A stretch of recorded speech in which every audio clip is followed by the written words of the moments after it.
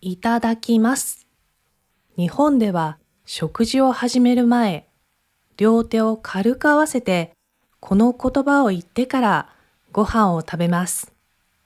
皆さん、こんにちは。おにぎりんです。私は子供の頃、とても食いしん坊な子だったんですけど、早くご飯が食べたいなぁと思ってて、いただきますというのを忘れてしまうことがあったんです。で、言わずに食べ始めるんですけど、そうすると必ず父にいただきますは言ったのかと注意されていましたね。ちょっと厳しい人だったので怖かったですね。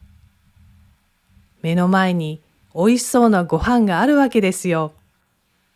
特に大好物のハンバーグなんか出されると我慢できないわけです。美味しそうなお肉の香りがするんですよね。温かく美味しいうちに食べたいじゃないですか。なのに必ずいただきますと言わなくてはいけないのはなぜなんだろうと思ったものです。早く食べたかったんですけど、いただきますと言わないと父に怒られてしまうので、なんとか1秒でも早く食べられる方法はないかなと思って生み出したのが、椅子に座りながら箸を持つんです。そのタイミングでいただきますと言って、座った瞬間に食べ始めるといいんじゃないかなと思ってやってみました。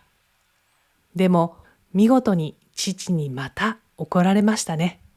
お前それで本当にいただきますと言ってるのかと叱られてしまいましたね。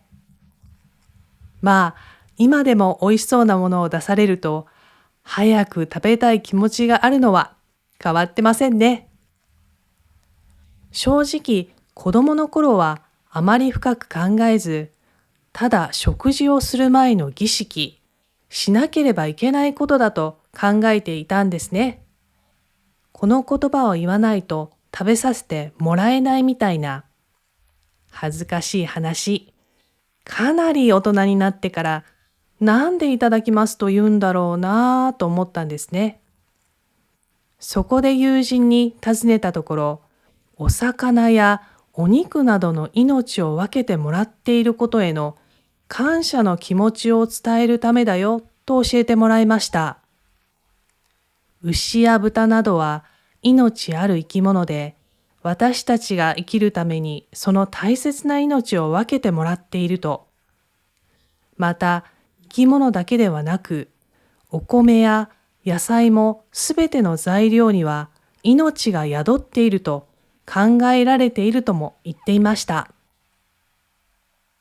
そしてそれらを育てる人や運んでくれる人もいるよね。そういう人たちにも感謝をする言葉がいただきますなんだよと教えてもらいました。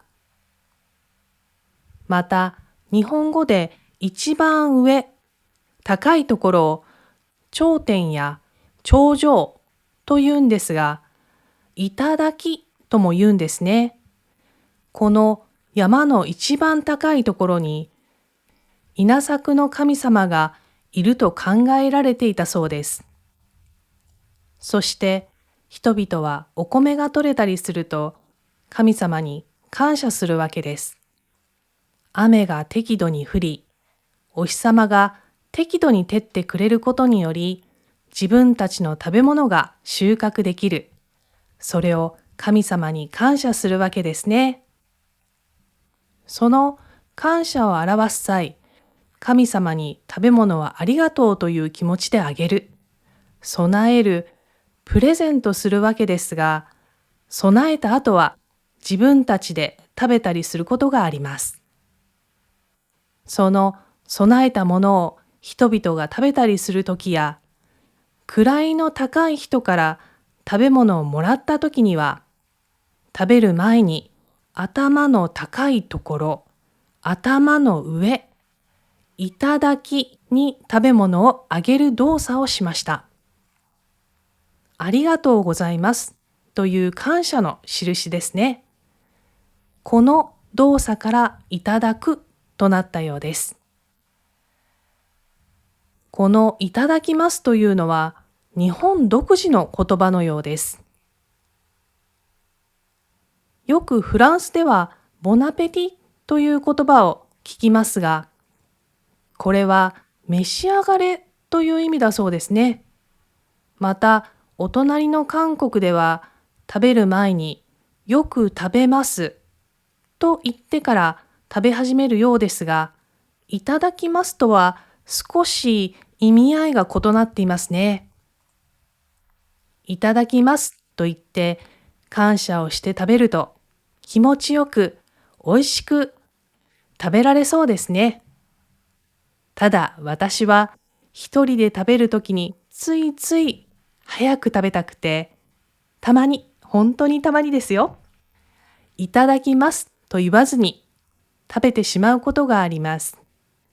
内緒にしてくださいね。皆さんはそんなことないと思います。いただきます。